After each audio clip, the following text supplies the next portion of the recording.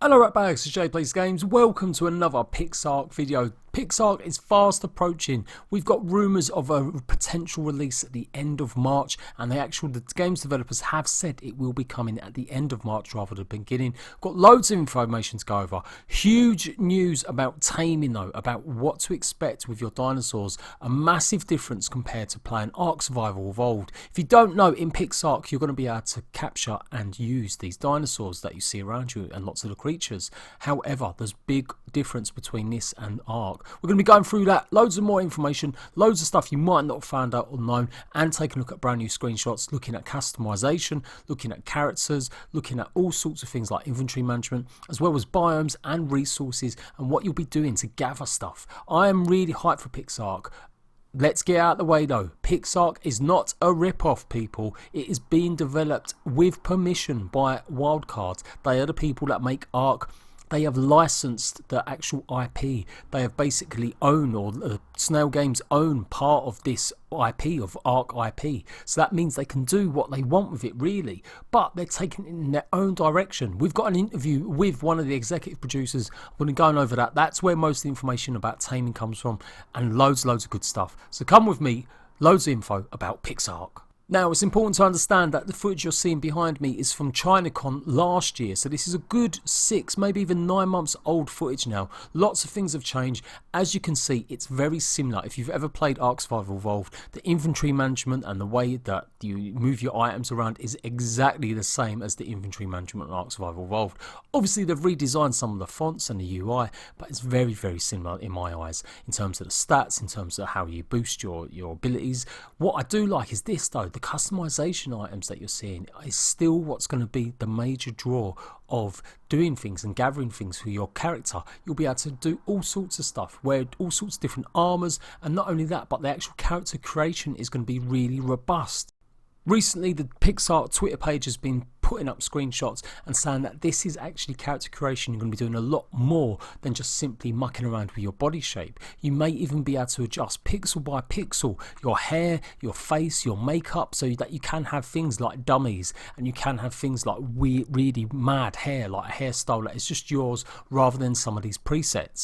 It looks like you're going to have more chances to wear different items as well. You've got an eye patch here and a face mask, so you really will be able to customise your character in all sorts of different ways. Now, the chainsaw is a regular weapon from Ark Survival Evolved, so don't necessarily think that's just going to be something brand new to Pixark. It's definitely something that's in Ark already, but definitely the eye patch and the face mask are brand new. And this picture probably shows it off best. There's so many different armor types, there's so many different additions, cosmetic items on show here. Each one of these characters is completely individual. They look like they're all wearing different types of armor as well as add-ons, and it looks like they have customized their looks personally. I really love the idea. I really hope it is pixel by pixel. You can place hair, you can maybe place a beard, you can do all sorts of things like that. Even if it doesn't, it still means they must have a really big selection of choices that you can customize your character with. So that's done talking about customization. What about the actual block placements? What about the resources? What types of resources are you going to be getting?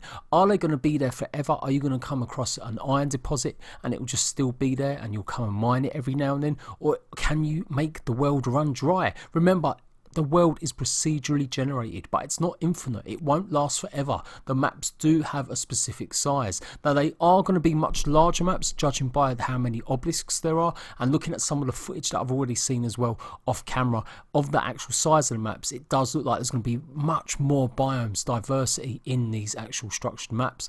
They're going to be procedurally generated for every official server, so no official server will have exactly the same map, but they will have the same points of interest. So they will guarantee to have obelisks. They will have maybe little man-made or computer-made in the game sort of settlements or villages, as well as obviously some of the more specific biomes that house lots of the specific items or resources you're going to need to gather.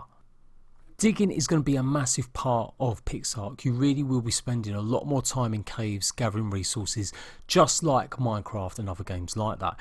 I don't think that's a bad thing. I really love the fact you can terraform, and it's going to affect how you tame creatures and what you do in PvP. It's really going to be interesting, the PvP element. Now, not every single block will have gravity. They have said that there are some blocks that will use gravity, so you can't just go around building floating bases.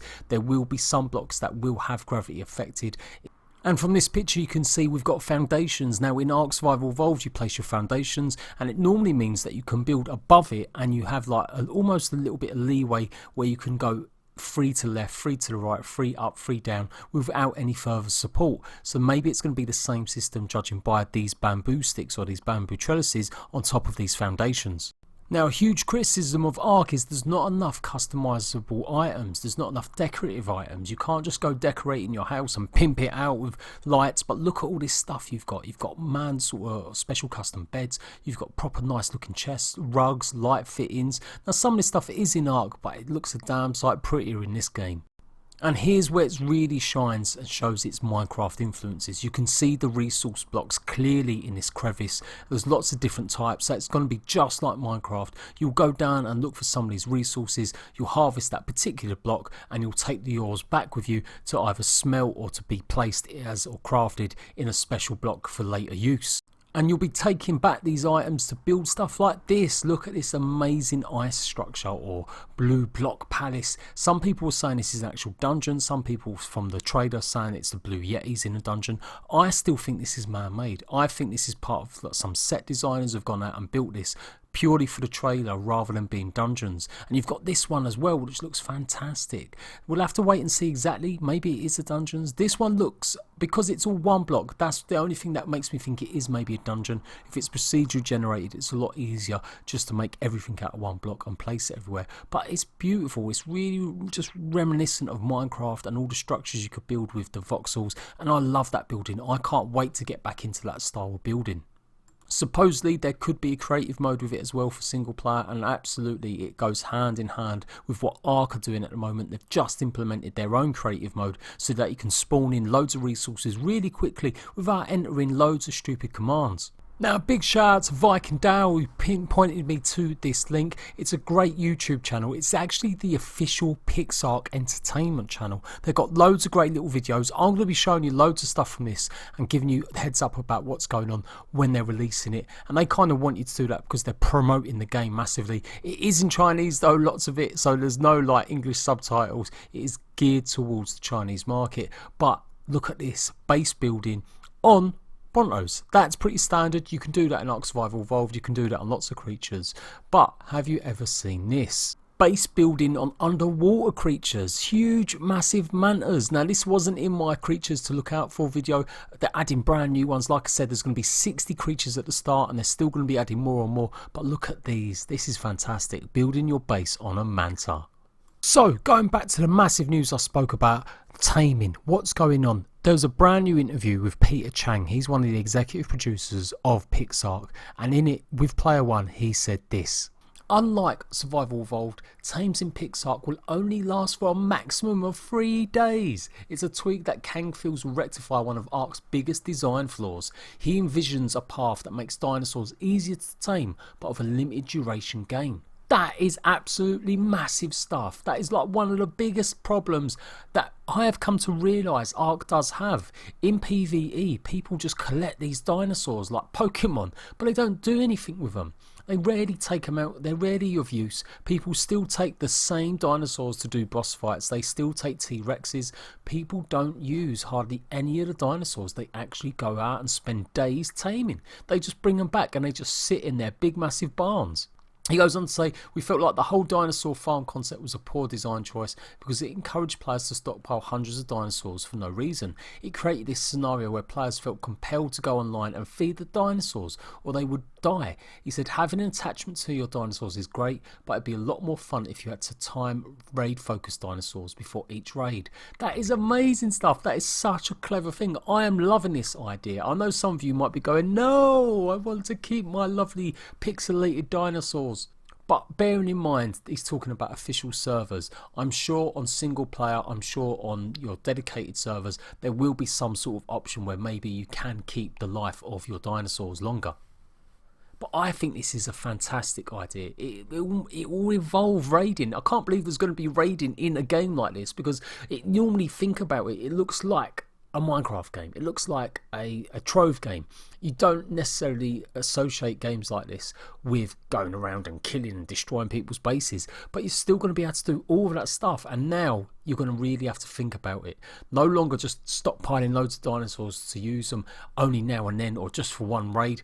You will have to plan your raids properly so that your dinosaurs don't disappear after 3 days. That is absolutely huge news. So there you go, absolutely massive stuff going on. No tames. You'll only be able to tame for up to 3 days on official servers. Maybe that will be extended on your single player, but for now that's all we know about the taming, how long it will take. That's how long you can use them. They're almost going to be like mini raid creatures that you can just use, and then that's it, they'll disappear. So much to go through. Coming up next week, I'm going to be taking a look at every single mini game in Pixark. I'm going to be showing you guys video footage and talking about this kind of stuff I expect to see. Not just an open world survival game, but Pixark has really got a lot going for it in terms of side games and side quests and other avenues, other ways to play. I'm Jade Plays Games. Make sure you've got notifications turned on and you're staying tuned for all the Pixark videos and Ark Survival Evolved videos and information, and I'll see you right back soon.